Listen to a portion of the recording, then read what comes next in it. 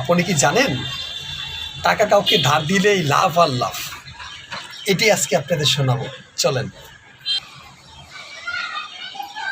গত 3 মাস আগে আমি আমার এক বন্ধুকে 15 দিনের জন্য 10,000 টাকা ধার দিই। তো 15 দিনের কথা বলে সে নিছে, বাট 2 মাস হয়ে গেছে, টাকা দেওয়ার আর নাম নাই। তো ফোন দিতে দিতে দিতে দিতে আমার না হলে 50 টাকা খরচ হয়েছে।